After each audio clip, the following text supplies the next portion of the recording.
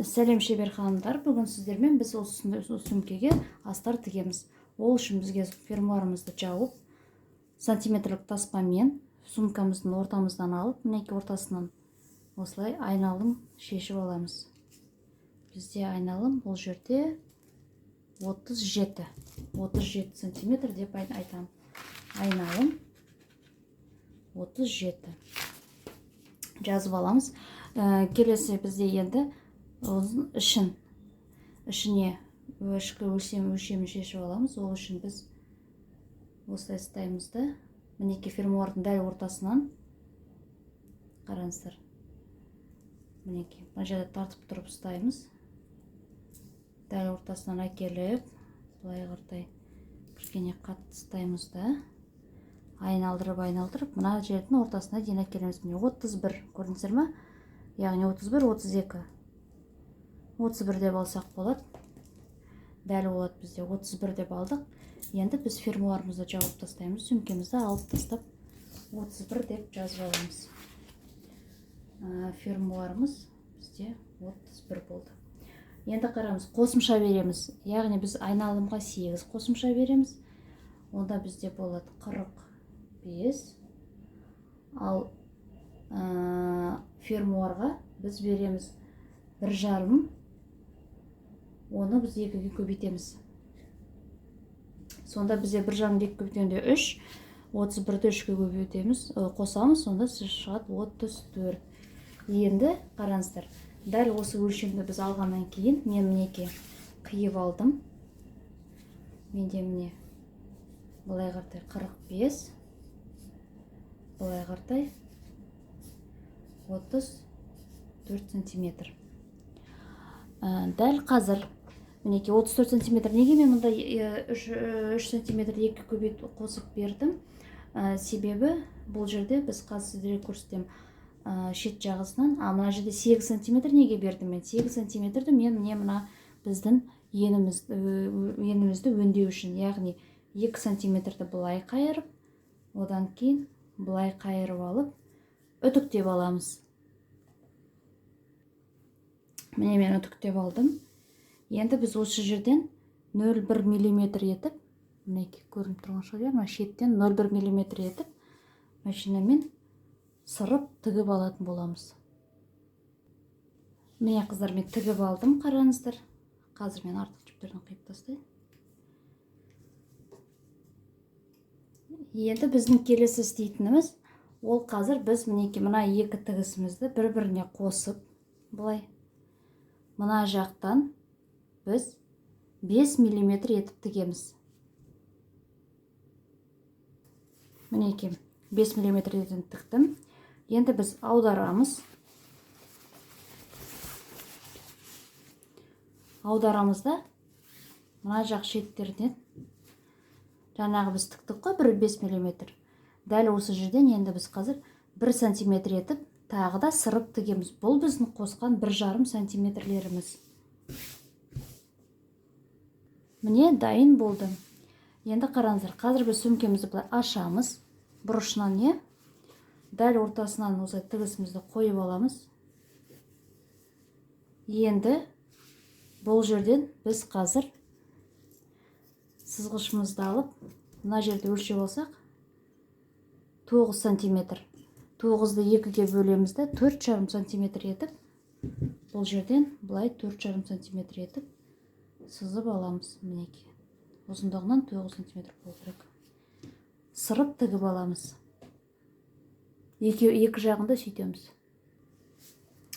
Сырып тігіп болдық. Енді сол бұрыштан біз 1 сантиметр етіп қиып аламыз.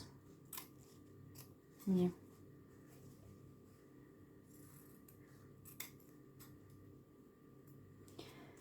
Енді осы шетімізді біз қазір зигзагпен өңдейміз.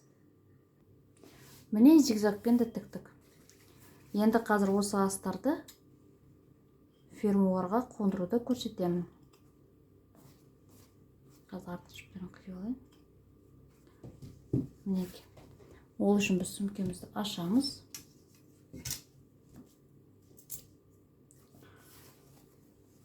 Астарымызды саламыз. Мінеки.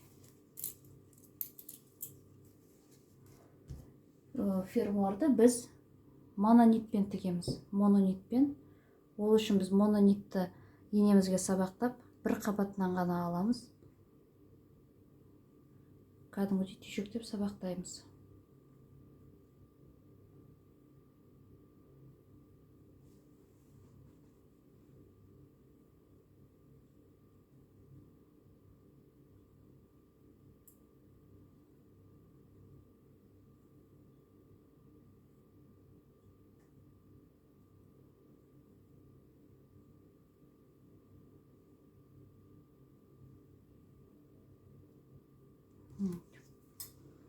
Арттан қайыпсың. Ал енді негізгі жұмыс бізде басталады қазір фермуармен. Ол үшін мына біздің ортасындағы артқышперді алып тастайық. Мына тігісті алып, мына көрдіңіз бе фермуардың моншағындағы. Енді жаңағыдай мен айтқандай мына ортадан бастаймыз. Қазір артқышперді алып тастайық. Міне, ортасынан бастаймыз. Ең бірінші біз мына біздің инемізбен осы фермуардың ішіне қаратай астарымызды бір кіргізіп алармыз. Кіргізіп, көзбен өлшеп аламыз. Мысалға, міне осылай. Бір 5 мм-лей. Еті ақырын шетін ашамызды, дәл осы тесіктің астынан 1 мм етіп кіргізіп, бірінші жағынан ғана, сабақтаған жерімізден өткізіп, тағы бір кіргіземіз да. Міне. Фермуардың бірінші тесігінен өткіземіз. Көріп тұр, қыздар?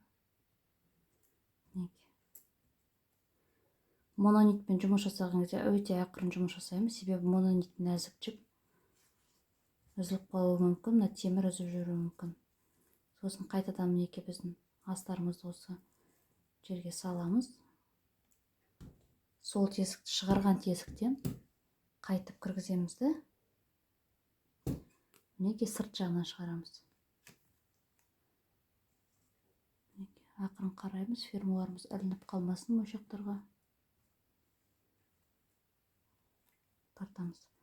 Қайтадан сол тесіктен, мінекей мына жерден қараңыздар қыздар. 1-2 мм-дей ғана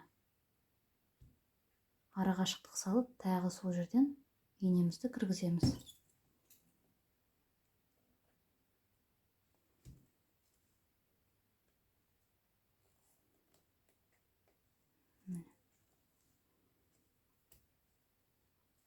Қайта сол бірінші тесікпен әлі жұмыс жасап жатырмыз. Фермуардың бірінші тесігімен.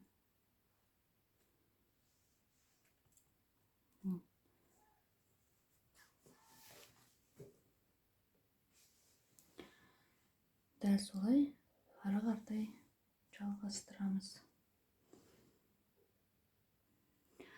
Енді мінекей фермуардың артымыздан екінші тесік келескен инемізді кіргіземіз.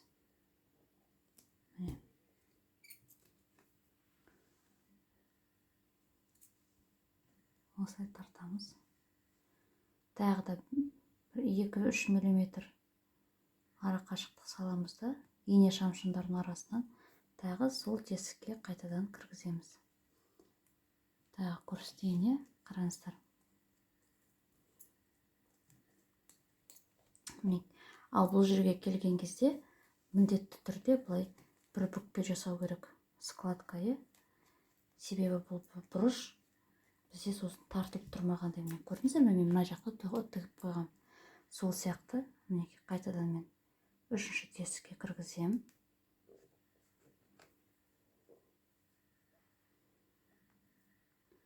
Бір-екі ине шамшын қалдырамды, сол тесіктен қайтадан шығарам.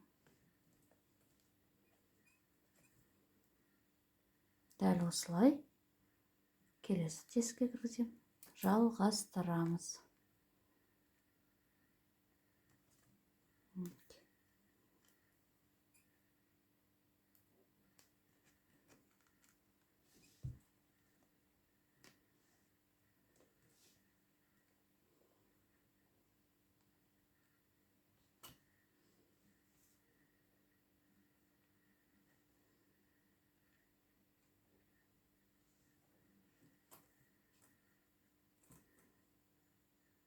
Дәл осылай жалғастырамыз.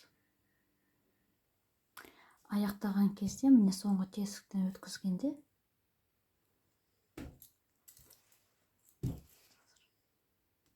мінекей соңғы тесіктен кіргізгенде қайта кіргізіп, қазір монолит шығып кетті. Соңғы тесіктен қайта кіргіземіз де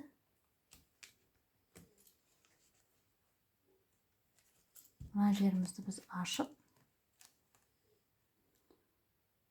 арт жағымызда инемізді өткізіп, кәдімгі жіп сабақтағандай сабақтаймыз.